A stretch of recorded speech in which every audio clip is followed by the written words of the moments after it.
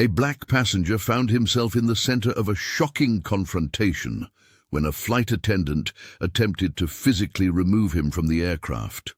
The flight attendant was completely unaware that the man she was trying to forcibly tie and eject was actually the captain of the plane.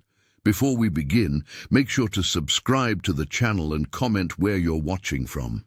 Thunder rattled the windows of JFK International Airport, sending vibrations through the departure lounge for Flight 728 to Lisbon. Outside, rain pelted against glass panels as if trying to force its way inside, mirroring the restlessness of travelers packed into the crowded space. Delayed flights had created a bottleneck of irritable passengers, their collective anxiety hanging in the air like a fog. Robert Johnson adjusted his tailored navy suit and checked his watch. The sharply dressed black man in his late 40s had seen countless storms in his career, both meteorological and metaphorical. With practiced ease, he navigated through the sea of travelers, priority boarding pass in hand. Years of command had given him an unmistakable presence, straight-backed, confident, purposeful. "First group boarding now," announced the gate agent, voice barely audible above the storm and chatter. Robert presented his credentials and stepped onto the jetway, feeling the familiar transition from terminal chaos to the ordered world of aviation. He made his way directly to the cockpit, nodding politely to crew members preparing the cabin. Without ceremony, he settled into the jump seat, placing his small leather bag beneath it. At the other end of the aircraft, Mary Davis took a deep breath, trying to calm her racing heart.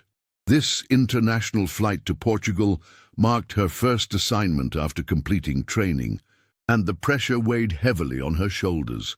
The young flight attendant had rehearsed procedures endlessly, determined to prove herself worthy of the position she'd fought so hard to secure.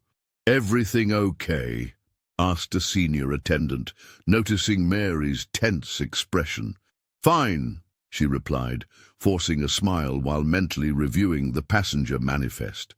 As Mary moved through her pre-boarding checklist, she glanced toward the cockpit and froze. A man she didn't recognize, a passenger surely, had somehow made his way to the restricted area and was sitting comfortably in the jump seat. Her training immediately triggered alarm bells. No announcement had been made about an observer or inspector on this flight. Mary's eyes narrowed as she scanned Robert's casual demeanor. He wore no uniform, displayed no visible identification. Protocol demanded that unauthorized individuals be immediately removed from restricted areas, especially the cockpit. In her mind, this represented a serious security breach. Her pulse quickened as she mentally ran through airline procedures. The responsibility felt crushing. What if she failed to act and something happened? What if this was some kind of test of her vigilance? Either way, she couldn't ignore what appeared to be a blatant violation of safety protocols. Straightening her uniform, Mary moved purposefully toward the cockpit, unaware that her next actions would trigger a chain of events neither she nor Robert could possibly anticipate. Mary Davis approached the cockpit jump seat with measured steps, her uniform still crisp despite the chaotic boarding process. Her hands trembled slightly as she addressed the sharply dressed man who had settled there. "Excuse me, sir, but this area is restricted to authorized personnel only," she said, her voice wavering between authority and uncertainty. 3 passengers in the first row glanced up from their devices, attention caught by her stern tone. Robert Johnson looked up calmly, his expression unreadable. He merely offered a mild smile that didn't quite reach his eyes, saying nothing as he adjusted his position in the seat. "Sir, I need to see your credentials," Mary insisted, louder this time. The tremor in her voice had disappeared, replaced by a firmness she didn't entirely feel. More passengers were watching now, necks craning to see the unfolding confrontation. "Is there a problem?" a woman in business attire asked from her aisle seat, her question hanging in the air as others began to whisper. Robert remained composed, his hands folded in his lap. "I believe there might be a misunderstanding," he finally said, his voice low and measured. But he made no move to produce any identification or explanation, which only heightened Mary's concern. "Without proper authorization, I'll have to ask you to return to the passenger cabin immediately," Mary said, acutely aware of the growing audience. Her training had never prepared her for this particular scenario on her first international flight. The line of boarding passengers had come to a complete standstill. A businessman checked his watch impatiently while a mother hushed her curious child. The atmosphere in the narrow aisle transformed from routine travel tedium to something electric with tension. "I'm not going anywhere," Robert replied, his calm demeanor a stark contrast to the escalating situation. His cryptic smile remained, as if he knew something Mary didn't. An elderly passenger muttered something about delays, while another took out his phone, angling it toward the confrontation. Mary felt sweat beading at her temples as she realized this incident was quickly spiraling beyond her control. "Then I'll need to call security," she stated, reaching for the cabin phone. The words felt enormous in her mouth, final and irrevocable. Robert's eyebrows rose slightly, but his composure never faltered. "Do what you feel is necessary," he responded, his gaze steady and unflinching. The mundane process of boarding had transformed into something that felt monumental. Passengers exchanged glances, some concerned, others irritated, a few openly curious. Everyone seemed to sense that what was unfolding before them would ripple far beyond this aircraft, that the next few minutes would alter courses far greater than their travel plans to Lisbon. Robert Johnson adjusted his tie as he settled into the jump seat, a small smile playing on his lips. This wasn't his first time boarding in civilian attire. It was something of a personal tradition he'd developed over his 15 years as a pilot. He believed that true leadership meant occasionally testing his crew's vigilance, seeing if they would notice when something seemed out of place. After all, aviation safety depended on people questioning the unusual, not just following checklists. The captain had seen too many crews grow complacent over the years. His unannounced appearances were his way of keeping everyone sharp, of reinforcing that security was everyone's responsibility. Robert took pride in how he handled these moments, always respectful, always turning them into teaching opportunities rather than embarrassments. But today felt different. Mary's approach carried an edge he hadn't anticipated. The new flight attendant's voice sliced through the ambient noise of the boarding process, her tone escalating from questioning to accusatory in moments. When she threatened to call security, Robert noticed several passengers turning to stare, their expressions ranging from curiosity to concern. "Sir, I need you to return to your assigned seat immediately," Mary insisted, her hand gripping her company phone tightly. "This area is restricted to authorized personnel only." Robert maintained his composure, though a familiar heaviness settled in his chest. That old, unwelcome feeling he'd experienced countless times before.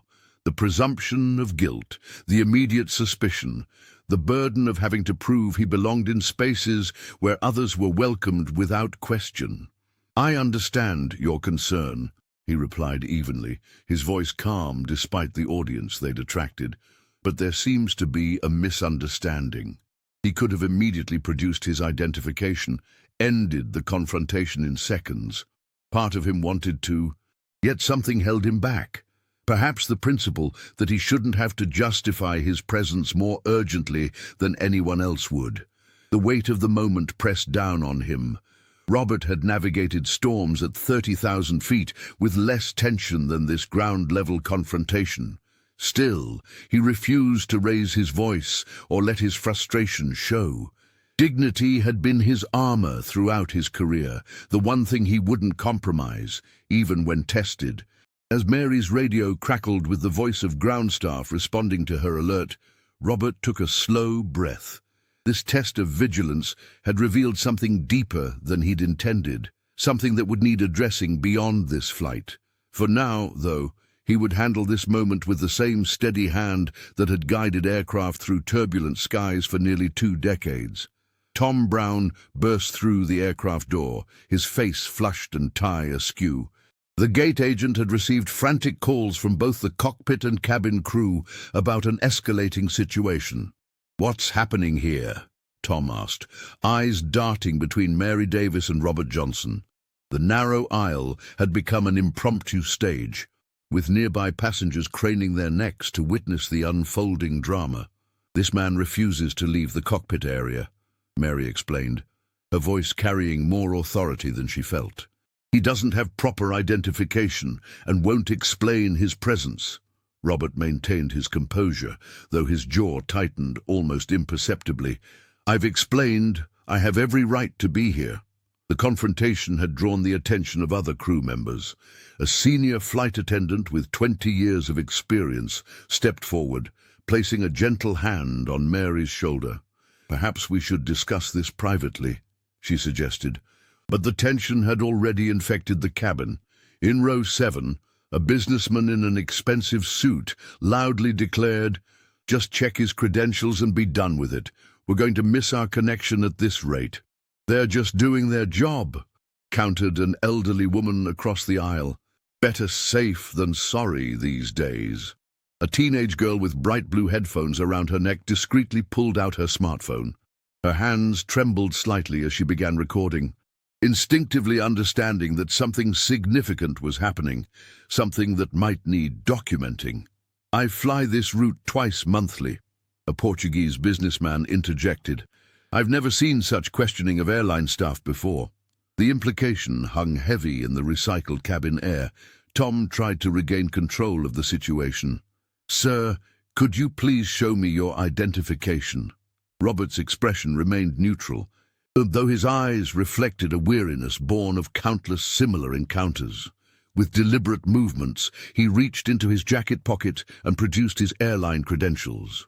"Captain Robert Johnson," Tom read aloud, his voice faltering. I'm terribly sorry, sir." Mary's face drained of color as realization dawned. The man she'd been challenging was not only authorized to be in the cockpit, he was the commanding officer of the entire flight. The teenage passenger continued filming as whispers rippled through the cabin. Some passengers exchanged knowing glances, others looked away in discomfort. The damage was done. An invisible line had been crossed. "I suggest we prepare for departure," Robert said quietly, his dignity intact despite the humiliation. "We're already behind schedule." As he turned toward the cockpit, the atmosphere in the cabin remained charged with doubt, embarrassment, and unspoken accusations that would soon travel far beyond Flight 728. Mary's cheeks burned crimson as the truth dawned on her with devastating clarity. Robert Johnson wasn't an unauthorized passenger or security threat. He was the captain who would be commanding their flight to Lisbon. The realization hit her like a physical blow as he finally produced his credentials, his expression unreadable but dignified. "Captain Johnson, she stammered, her voice barely audible over the ambient noise of the cabin. The flight attendant's words died in her throat as nearby passengers exchanged glances, their whispers growing louder by the second. Tom Brown, the gate agent who had rushed aboard during the confrontation, now stood frozen in the aisle, his face a mask of confusion and dawning horror. "There's been a misunderstanding," he managed. Though the words seemed woefully inadequate, Robert maintained his composure. Though the slight tightening around his eyes betrayed his feelings, he'd experienced similar situations before. The weight of assumptions had followed him throughout his career, but never quite this public, never quite this raw. "Management wants both of you off the aircraft immediately," Tom whispered to Mary, avoiding eye contact with either her or the captain. "They're waiting in the terminal office." The other crew members watched in stunned silence as Mary's authority unraveled thread by thread. Her first international assignment, the culmination of years of training and dreams, was collapsing around her. She felt the stares of her colleagues, some sympathetic, others judgmental, as she gathered her personal items with trembling hands. "Flight 728 will be delayed," announced a voice over the intercom.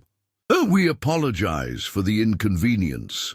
As Mary and Robert walked down the jetway, the storm outside rattled the windows of the terminal, Lightning illuminated their faces in harsh, intermittent flashes. Neither spoke. What could possibly be said in this moment? Inside the terminal, passengers who had witnessed the incident huddled in small groups, their voices low but urgent. "Did you see what happened? I think she tried to remove him because someone was filming the whole thing." The storm that had delayed flights across JFK International Airport seemed almost gentle compared to the tempest brewing inside. As Mary followed Robert toward the airline's administrative offices, she could feel her career, her reputation, perhaps even her sense of self, hanging in the balance. Behind them, the door to Flight 728 remained open, the aircraft waiting like a silent witness to a moment that would soon echo far beyond the confines of this airport, a moment that would force both Mary Davis and Robert Johnson to confront truths neither was fully prepared to face. The 15-second clip spread like wildfire across social media platforms. By midnight, it had been viewed over 2 million times. A black man in civilian clothes, sitting calmly in the cockpit while a visibly agitated flight attendant demanded he leave. The video cut off just as security was mentioned, leaving viewers to fill in the blanks with their own assumptions. Robert Johnson's composed expression became an instant symbol. To some, of dignity in the face of prejudice. To others, of entitlement and rule-breaking. Hashtags multiplied by the hour, "She's flying," "While black," "She's airline bias," and the more accusatory, "Fire Mary Davis." News outlets picked up the story, their headlines growing more sensational with each iteration. "I've flown with Captain Johnson 3 times," wrote one airline employee on Twitter. "He's the most professional pilot I know. This is blatant racism, plain and simple." Others defended Mary. "Flight attendants are trained to question anything unusual," argued a popular aviation blogger. "She was doing her job. We don't know what happened before the camera started rolling." In her hotel room 10 blocks from JFK, Mary sat motionless on the edge of the bed, her smartphone vibrating so frequently she'd finally turned it face down on the nightstand. Each notification felt like another nail in the coffin of her career. She'd received 47 text messages, 32 missed calls, and hundreds of social media notifications, some supportive, many vicious. "You'll never work in this industry again," read one message from an unknown number. "We stand with you," said another from a flight attendant union representative. Mary pulled the heavy curtains closed and pressed her palms against her eyes. Just 24 hours ago, she'd been reviewing safety procedures and practicing her professional smile in the mirror.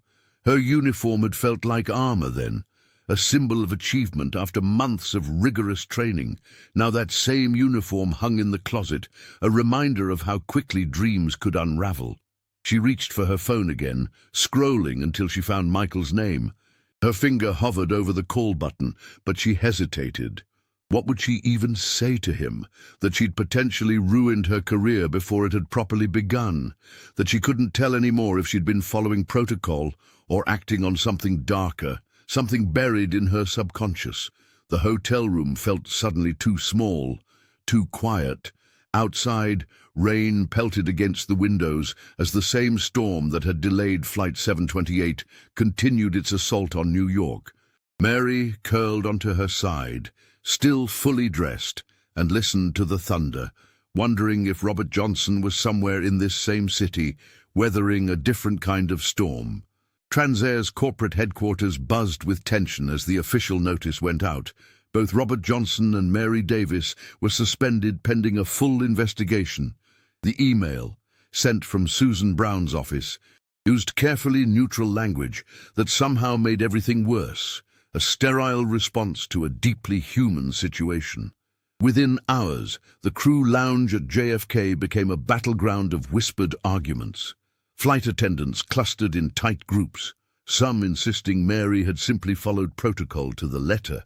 "What if he had been an imposter?" asked Janice, a 20-year veteran. "We're trained to question anything unusual." Across the room, 3 pilots of color exchanged knowing glances. "This happens every damn time," muttered one. "Different faces, Same story. The division was palpable, not just about this incident, but about years of accumulated grievances finally finding their voice. The union meeting that afternoon grew heated. Michael Smith sat silently in the back, torn between defending his partner and acknowledging the uncomfortable truth he'd witnessed throughout his career. When he finally spoke, his words carried the weight of someone caught between worlds. Mary was doing what she thought was right, but we need to ask why right looks different depending on who's standing in front of us. Meanwhile, Robert sat in a sterile conference room at the airline's New York office, his hands folded tightly on the polished table. The investigator, a woman with a practiced, neutral expression, flipped through her notes with mechanical precision. "Walk me through your decision not to wear your uniform during boarding," she said, her pen poised. The captain took a measured breath. "It's something I've done occasionally throughout my 15 years with Transair. A small test of crew awareness. And you've documented this practice previously." "Yes," Robert replied, keeping his voice steady despite the familiar knot forming in his stomach. This wasn't his first investigation. His first time being questioned about actions his white colleagues performed without consequence. As the questions continued, each one carrying subtle implications about his judgment, his professionalism, his character, Robert felt the weight of 1,000 similar moments pressing down. This wasn't just about one morning on one aircraft. It was about proving himself worthy of his position all over again. Outside, rain streaked across Manhattan's skyline as dark clouds gathered. Robert thought about his daughter Lisa, about the message this would send her, about Anna in Lisbon, who had warned him years ago that the system would never truly see him. He straightened his back, answered each question with dignity, and prepared for the long fight ahead. Mary's apartment had become both sanctuary and prison. The blinds remained drawn, casting the room in perpetual twilight as she huddled on her couch, flinching at each notification from her smartphone. Another message appeared, this one suggesting she should lose her job, and worse, she deleted it, adding to the hundreds she'd already erased, but couldn't delete the ache it left behind. "You're overreacting," she whispered to herself, the flight attendant's training manual still open on her coffee table. Mary Davis had memorized every protocol, every procedure. She'd graduated top of her class. Yet now, strangers online dissected her every move. Her every word from that viral video. The worst part wasn't the threats, it was the doubt they planted. Had she really been following protocol that day, or had something else guided her actions? The question haunted her, making her second-guess not just her training, but the very upbringing that shaped her perceptions. She'd worked so hard for this position, saving for years, while juggling 3 jobs to pay for flight attendant school. Now it might all be gone because of one interaction. Her phone rang, not a text this time, but a call from the airline's HR department. Mary let it go to voicemail. She couldn't bear another clinical conversation about the incident. Meanwhile, across town in his temporary accommodations, Robert Johnson stared at his own device, surprised by the name illuminating the screen. Anna Johnson, his sister. They hadn't spoken in nearly 2 years. Not since their mother's funeral had erupted into old arguments about choices made and paths taken. "Robert," Anna's voice came through clearly, despite the distance from Lisbon. "I've been following what happened." The pilot's grip tightened on the phone. "I'm sure everyone has by now. This isn't just about you anymore," his sister continued, the journalist's precision evident in her tone. "I've been digging. There are patterns here, documentation the airline would rather keep buried." Robert closed his eyes, feeling the weight of what she was offering. Information that could vindicate him, perhaps even save his career. But accepting Anna's help meant reopening wounds that had never properly healed. The resentment over her leaving the family to pursue her career abroad, the arguments about loyalty versus independence. "I don't know, Anna," he finally said. "The last time we tried to fix something together—" "I know," she interrupted softly, "but this is different. This matters beyond us." As Robert contemplated his sister's words, he gazed out the window at the New York skyline. The city lights blurred through unshed tears as he considered how quickly life could change course, much like the planes he'd guided safely through storms for 20 years. Mary Davis sat on the edge of the hotel bed, staring blankly at the wall as Michael Smith placed a steaming cup of tea beside her.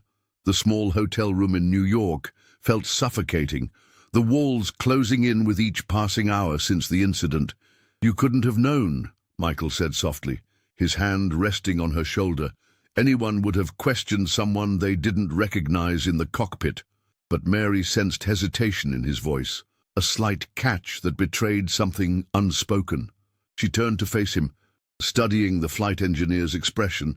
"What aren't you telling me?" she asked, her voice barely above a whisper. Michael sighed, running his fingers through his hair. "I know him, Mary. I've known Robert Johnson for years." The words hit her like a physical blow. "You what?"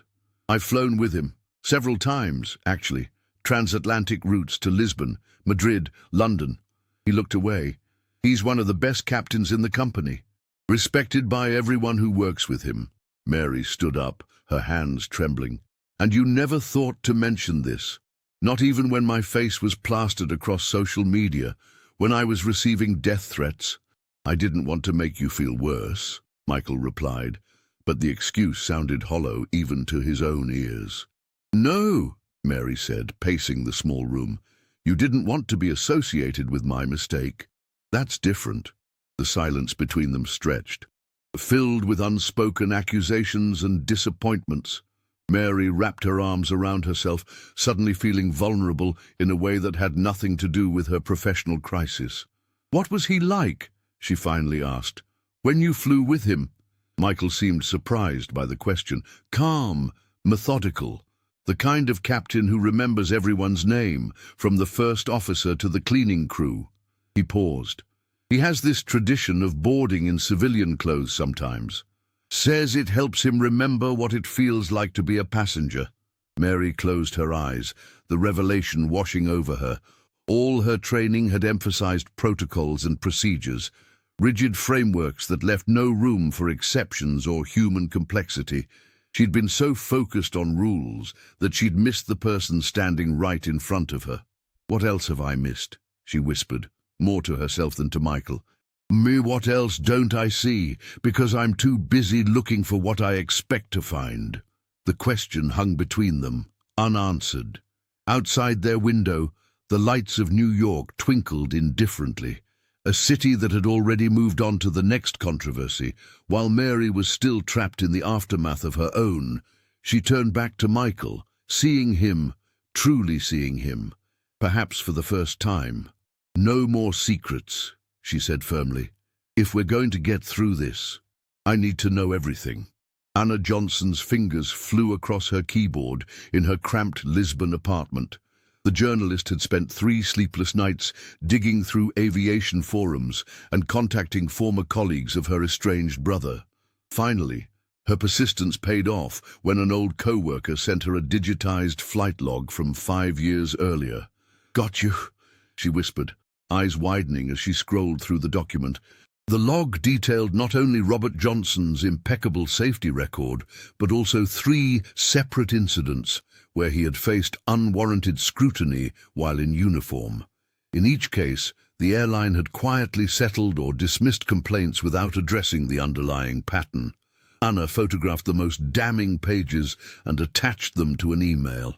"Robert," she wrote, "this isn't just about you anymore. There are dozens of pilots who faced the same treatment. You have the platform now. Use it." She hesitated before hitting send, wondering if he would even read it after their years of silence. Across the Atlantic, Robert sat in his Brooklyn apartment, staring at his sister's message. The flight log brought back memories he'd tried to suppress, the constant need to prove himself, the extra scrutiny, the subtle ways he'd been undermined. He printed the documents, his resolve hardening with each page.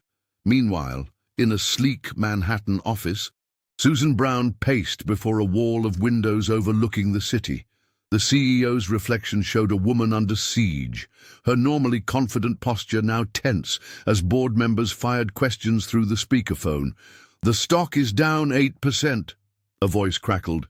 "We need this handled yesterday." Susan straightened her blazer.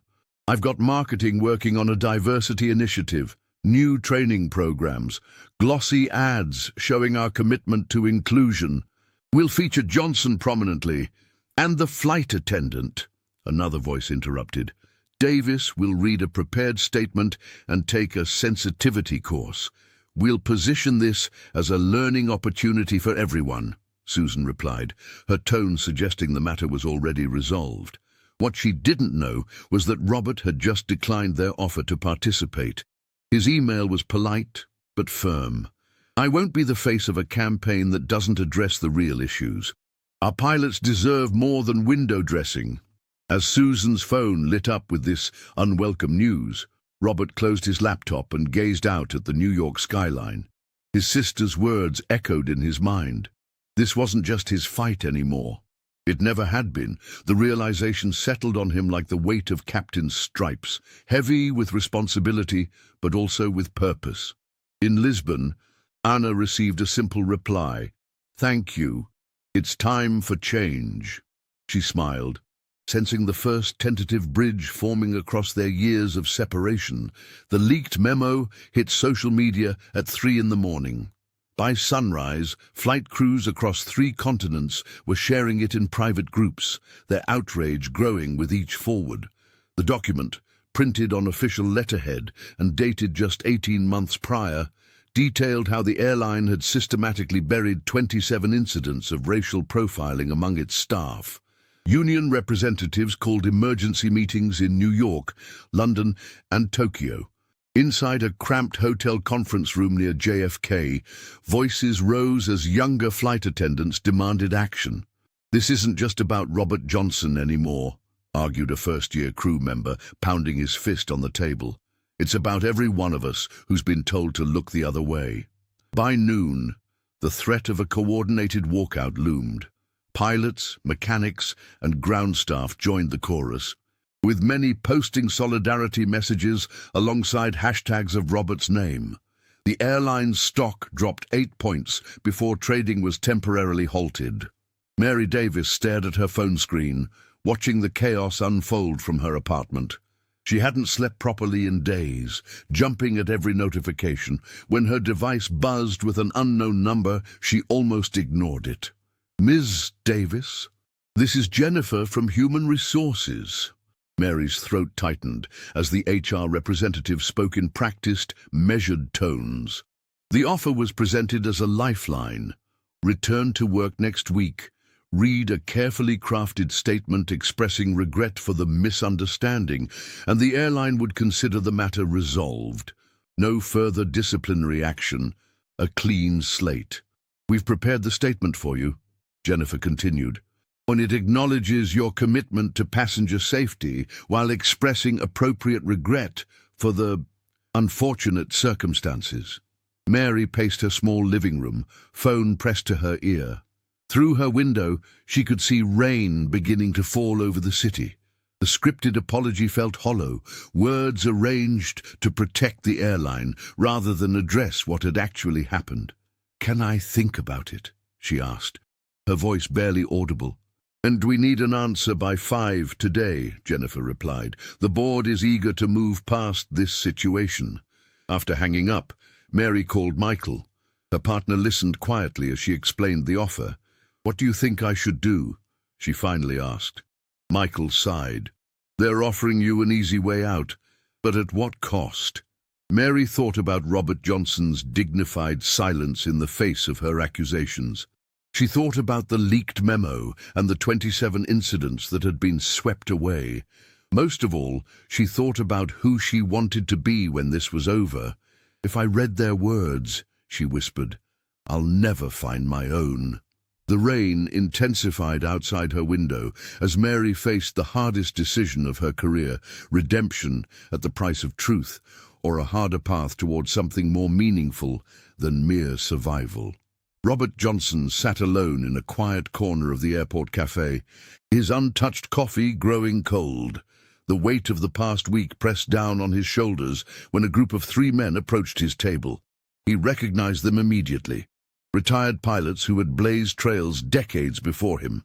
"Mind if we join you, Captain?" asked William Foster, the eldest of the group at 73, his weathered face marked by years in the cockpit and battles in the boardroom. The senior pilot nodded, grateful for the company. As they settled around him, each man shared stories that mirrored Robert's own experience, being questioned in uniform, having credentials doubted, facing suspicion where white colleagues received automatic respect. "Back in '82, I was removed from a flight I was supposed to captain because the crew thought I was in the wrong place," Marcus Daniels explained, his voice steady but eyes reflecting old pain. "The difference is, nobody had a smartphone back then. Our humiliations weren't public spectacles." The third man, James Wilson, leaned forward. "This isn't just about you anymore, Robert. Every young black pilot is watching how this plays out, your dignity through this mess. It matters more than you know." Robert felt something shift inside him. These men had carried burdens he was only beginning to understand. Their solidarity strengthened him, but their words also placed a mantle of responsibility on his shoulders that extended far beyond his own career. "I just wanted to fly planes," he said quietly. "I never asked to be a symbol." William placed a firm hand on Robert's arm. "None of us did, but sometimes the cockpit chooses you for more than just flying." Across the Atlantic, Mary Davis stared at her ceiling, another sleepless night stretching before her. 3 in the morning, and her mind raced with replayed scenarios and imagined accusations. She reached for her phone, then pulled back, knowing another scroll through hateful comments would only deepen her spiral. The flight attendant had barely left her apartment in days. When Michael called, she let it go to voicemail. When colleagues texted support, she read without responding. The panic attacks had started 2 days ago, sudden, overwhelming waves that left her gasping for air. What haunted her most wasn't just the incident with Robert, but how it echoed another mistake. At her previous airline, she'd reported a passenger she believed was intoxicated and disruptive. The man turned out to be having a diabetic episode. The company had buried the incident, coaching her on what to say, helping her avoid consequences while denying the passenger proper accountability. Mary pulled her knees to her chest, remembering how she'd accepted that cover-up without question. Now, facing her own judgment being questioned, she wondered if her entire career had been built on protocols that protected the system rather than serving truth. Dawn broke without bringing her any peace. Another day of isolation stretched before her, another day of wondering if she would ever trust herself or be trusted again. Robert Johnson's phone vibrated on the hotel nightstand. The name on the screen made his heart skip. Lisa Johnson. His daughter hadn't called in 3 years, not since the divorce had fractured their once close relationship. His hand trembled slightly as he answered. "Dad?" Her voice sounded deeper, more mature than he remembered. "Lisa, it's good to hear your voice," Robert managed, his throat suddenly tight. The conversation that followed was a delicate dance around unspoken hurts. Lisa mentioned seeing him on the news, her words halting as she asked if he was okay. Robert assured her he was handling it, though the weight of the past weeks pressed heavily on his shoulders. "Mom said you always faced this kind of stuff," Lisa said after a painful silence. "I never really understood what she meant until now." Robert closed his eyes, absorbing the impact of her words. They spoke for 20 minutes, about her college applications, about mutual relatives, about everything except the years of absence between them. Each awkward pause carried the freight of missed birthdays and hollow holidays, yet beneath it all ran a current of something Robert had almost forgotten. Possibility. "Maybe when this is all over," he said carefully, "we could meet somewhere, just to talk."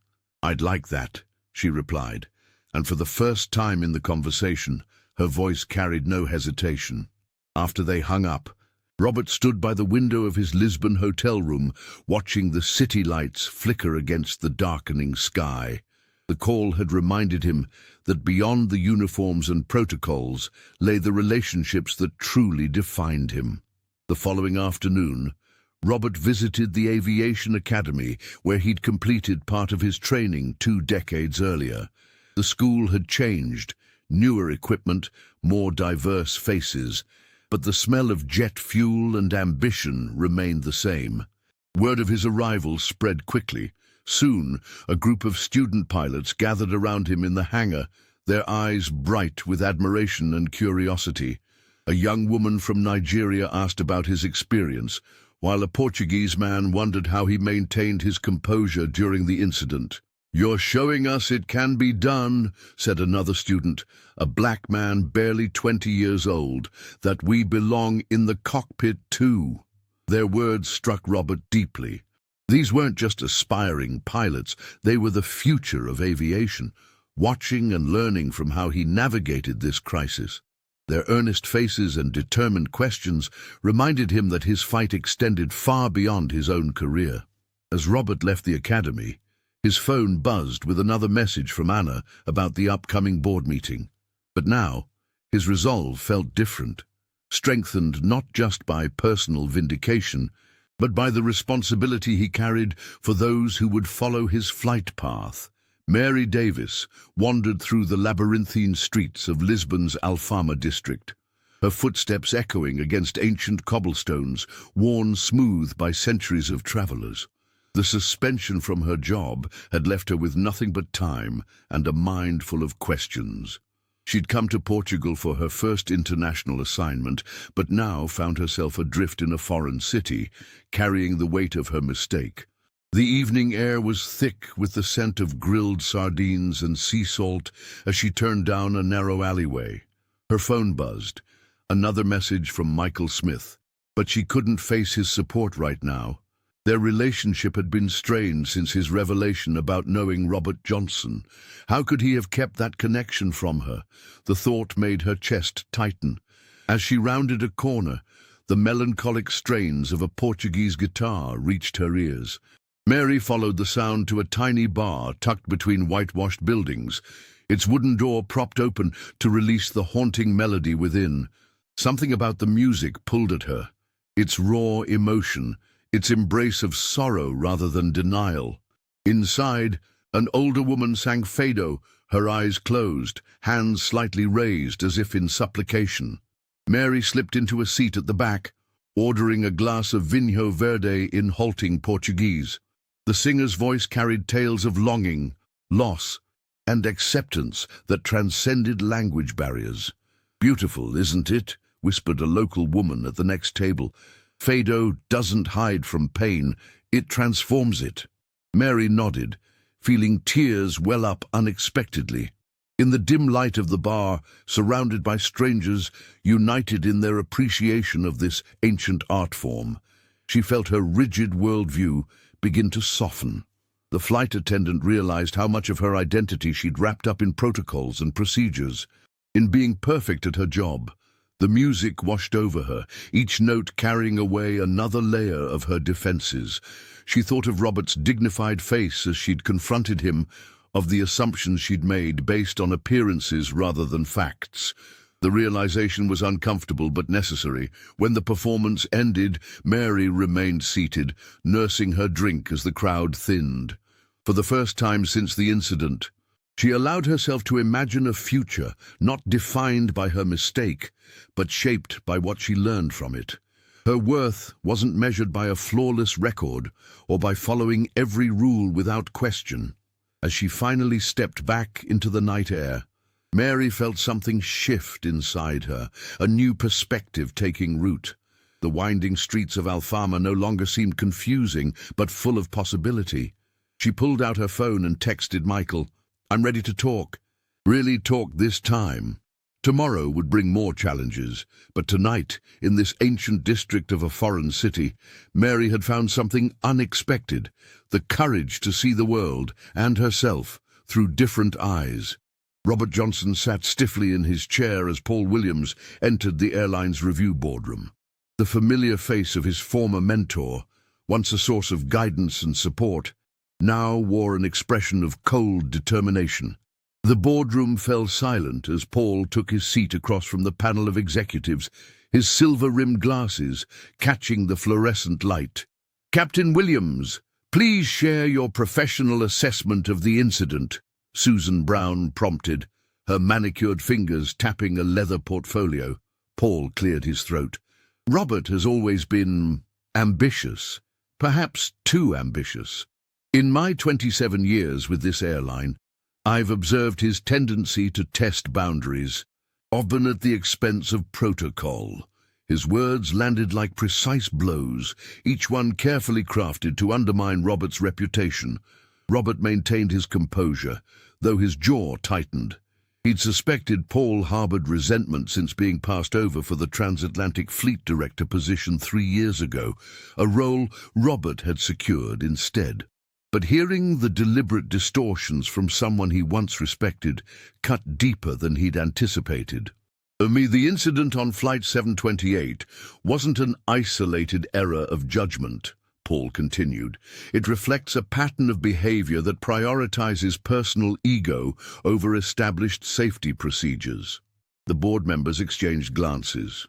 Robert watched as his 15 years of exemplary service began crumbling under this calculated testimony.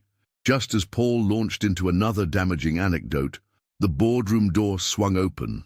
Anna Johnson strode in, clutching a laptop and a manila folder.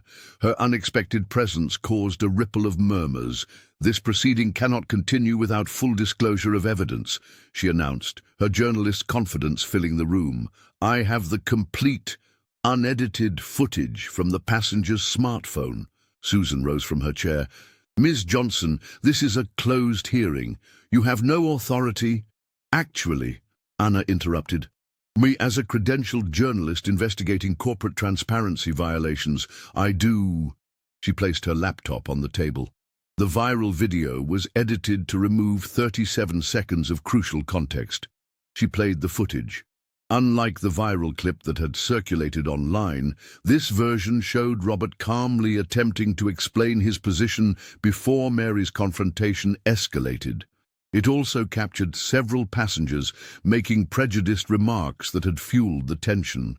3 board members leaned forward, visibly disturbed by what they were seeing. One removed his glasses, rubbing the bridge of his nose.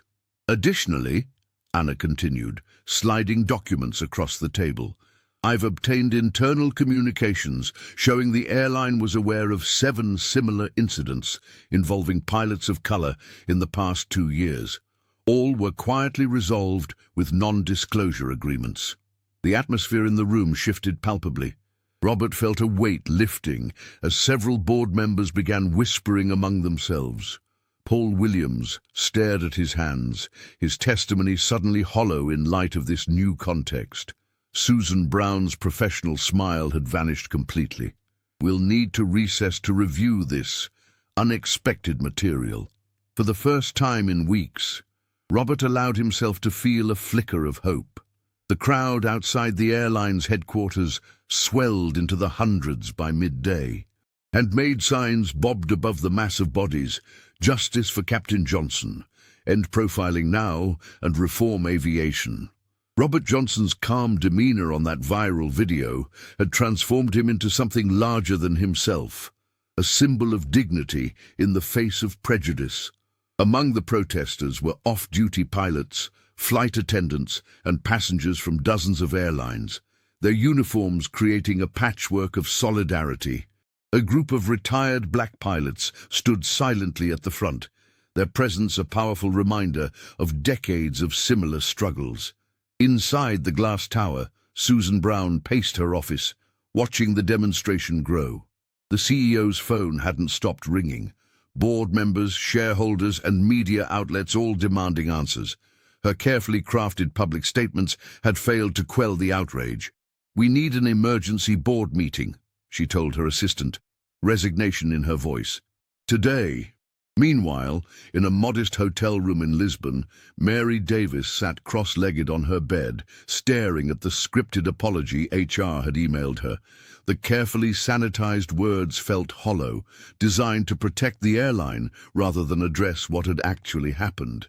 She closed her laptop and called Michael. "I can't do this," she told her partner. "I need to tell the truth, my truth." Michael sighed. "Are you sure?" "The company's offering you a way back." "Back to what?" Mary asked. "A job where I'm afraid to trust my own judgment, where I'm just following scripts." After hanging up, she recorded a 10-minute video on her smartphone. No makeup, no rehearsal, just raw honesty about her mistakes, her fear, and her determination to learn from that day. She acknowledged her assumptions about Robert and her failure to handle the situation professionally. "I was wrong," she said, her voice steady despite the tears in her eyes. "Not just about Captain Johnson's identity, but about how I approached the entire situation. I'm not asking for forgiveness. I'm committing to doing better." The video spread almost as quickly as the original incident. Some praised her courage, others called it too little, too late. Veteran flight attendants criticized her for breaking ranks, claiming she'd undermined safety protocols that protected everyone. As the airline's board gathered in the emergency session, they faced a decision point. Susan presented two options: double down on defending company protocol or acknowledge systemic failures and commit to meaningful change. Outside, the chants grew louder. Inside, Mary's unscripted words echoed in the boardroom as her video played on several directors' phones. The pressure was mounting from all sides. This was no longer about one incident on one flight. It had become a referendum on an entire industry's culture, and nobody in that room could pretend otherwise. Robert Johnson sat across from Susan Brown in the airline's executive boardroom, the New York skyline stretching behind her through floor-to-ceiling windows. The CEO slid a folder across the polished table. "We want you back, Robert. Not in the cockpit, but here, as our new Vice President of Training and Inclusivity Standards." The captain's expression remained neutral, though his mind raced. After weeks of investigation, media scrutiny, and personal turmoil, the airline was extending an olive branch, but one that would permanently ground him. "I've been flying for 23 years, he said quietly.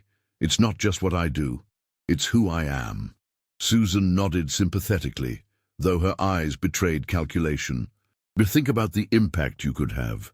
Changing protocols, mentoring new pilots, ensuring what happened to you never happens again."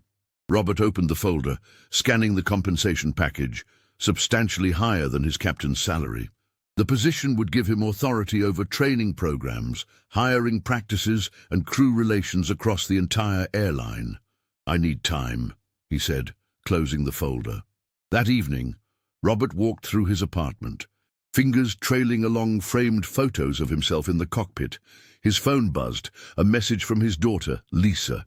Their recent reconnection, fragile as it was, had been an unexpected blessing amid the chaos.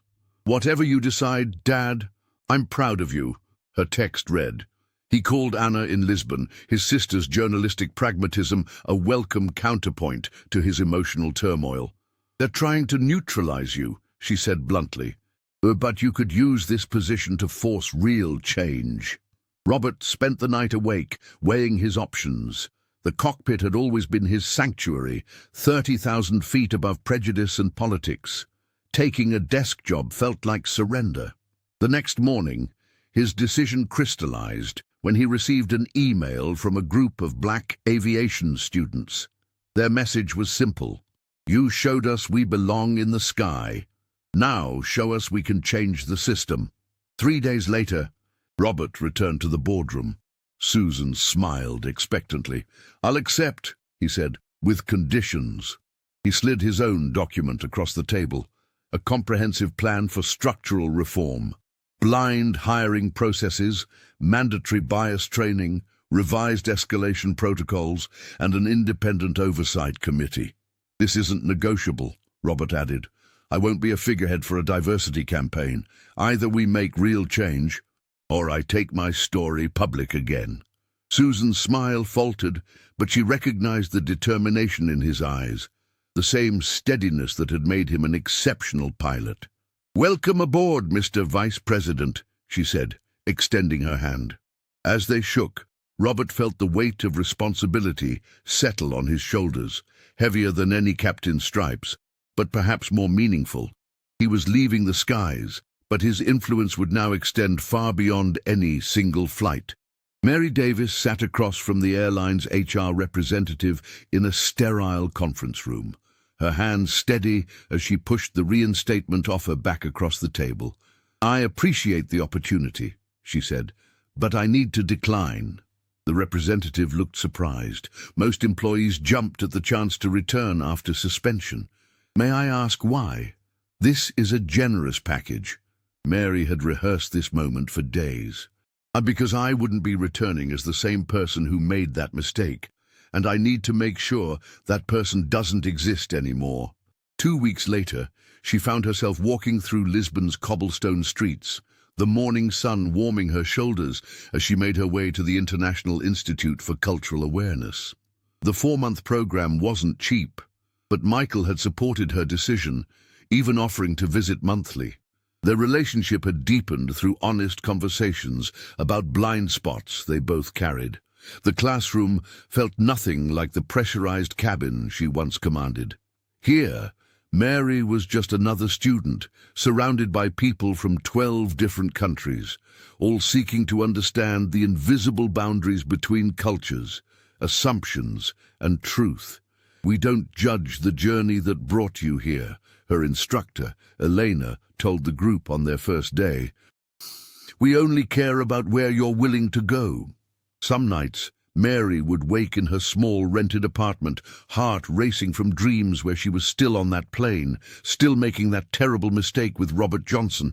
But gradually, the nightmares gave way to more complex reflections. She began to see how her rigid adherence to protocol had been both a shield and a weapon, protecting her from uncertainty while sometimes harming those who didn't fit her expectations.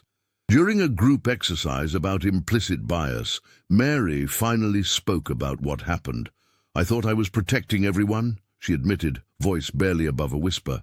"But I never stopped to question why I immediately saw threat instead of authority." A fellow student, a pilot from Kenya, nodded in recognition. "The uniform doesn't just change how others see us. It changes how we see ourselves and everyone else." These moments of connection became stepping stones. Mary started volunteering at a community center where international travelers could find resources and support. Each conversation stretched her perspective a little further. Each misunderstanding she helped resolve became practice for a new way of being. One evening, sitting at a cafe overlooking the Tagus River, Mary received an email from Susan Brown. The airline CEO was implementing new training protocols based partly on feedback Mary had sent before leaving. It wasn't vindication, but it was acknowledgement, proof that growth could emerge from even the most painful mistakes. "True professionalism," she wrote in her journal that night, "isn't about perfect performance. It's about the courage to recognize when our view is too narrow and the humility to widen it." 6 months had passed since that fateful morning at JFK International Airport. The winter chill had given way to spring, and with it came transformations no one could have predicted. Robert Johnson stood at the window of his new office, overlooking the runway where dozens of planes took off and landed with clockwork precision. His reflection in the glass showed a man changed, not broken, but rebuilt. The reforms he'd implemented were beginning to bear fruit. Just yesterday, he'd welcomed 15 new pilots to the airline's training program, the most diverse cohort in the company's history.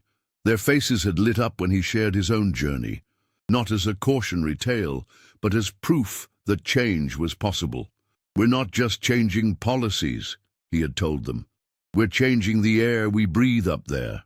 Susan Brown had initially resisted his more ambitious proposals, concerned about costs and optics, But the public response to Robert's appointment had been overwhelmingly positive, forcing the CEO to acknowledge that meaningful reform could also be good business. Across the Atlantic in Lisbon, Mary Davis sat at a small cafe overlooking the Tagus River. 6 months ago, she would have been checking her phone constantly, anxious about protocols and performance reviews. Today, she watched a ferry cross the water, allowing herself to simply be present. The cultural competency program had been challenging in ways she hadn't expected. It wasn't just about learning what not to do. It was about unlearning assumptions so deeply embedded she hadn't recognized them as choices. "You cannot pour from an empty cup," her instructor had told her. Those words had become her mantra. Mary sipped her coffee as she composed a message to Michael Smith. Their relationship had weathered a storm of its own, but honesty had proven stronger than perfection. He was flying into Lisbon next week, and this time there would be no secrets between them. A notification appeared on her phone, an article about the airline's new training initiatives, with Robert quoted extensively. Mary smiled, no longer feeling shame when she saw his name. Instead, she felt a quiet respect for how he had transformed his pain into purpose. That evening, she called her mother back in New York, describing the sunset over Alfama without once mentioning schedules or worries. For the first time in years, Mary spoke of possibilities rather than plans, of growth rather than goals. Both Robert and Mary had discovered something unexpected in the aftermath of their collision, that sometimes the most important journeys happen long after the plane has landed. The golden Portuguese sunset painted the Lisbon pier in warm amber hues as Robert Johnson paused to watch a fishing boat glide into the harbour. 6 months had transformed his life in ways he never imagined when boarding that fateful flight. He breathed deeply, savouring the salt-tinged air. When a familiar figure caught his eye, Mary Davis stood at the pier's edge, her gaze fixed on the horizon. Neither wore their uniforms today, Robert in casual linen, Mary in a flowing sundress, their professional identities temporarily set aside. For a moment, he considered walking away, but something pulled him forward. "Beautiful evening," he offered, keeping a respectful distance. Mary turned, recognition flickering across her face. "Captain Johnson," she said. Then corrected herself. "Robert. Just Robert here," he smiled gently. "The executive title stays at the office." They stood in comfortable silence, watching seagulls circle above the water. The weight they'd both carried seemed lighter now, transformed by months of separate journeys that had somehow led them to this same spot. "I heard about your cultural program," Robert said finally. "My sister Anna mentioned it in one of her articles." Mary nodded. "It changed everything for me. Not just how I see others now, but how I see myself." She hesitated. "Your new department is making waves too. The younger pilots speak highly of your mentorship." The city lights began to flicker on across the bay, mirroring the stars emerging above. Robert thought of his daughter Lisa, who now called him weekly, small steps toward healing what had been broken for years. "I never wanted to be behind a desk," he admitted, "but sometimes our greatest impact comes from places we never planned to be." Mary's laugh was soft, genuine. "I certainly never planned to become a case study in airline training manuals." "We both became something different than we expected," Robert replied. "Maybe something better." A gentle breeze swept across the pier as twilight deepened. Mary spoke of her reconnection with Michael, how honesty had strengthened what secrecy had nearly destroyed. Robert shared stories of the aviation school where he now guest lectured, where students asked questions no one had dared ask before. "Do you regret that morning?" Mary asked suddenly. Robert considered this carefully. "I regret the pain, but not the change it created." He turned to face her directly. "And you?" "I regret my assumptions," she answered, "but not what I've learned since."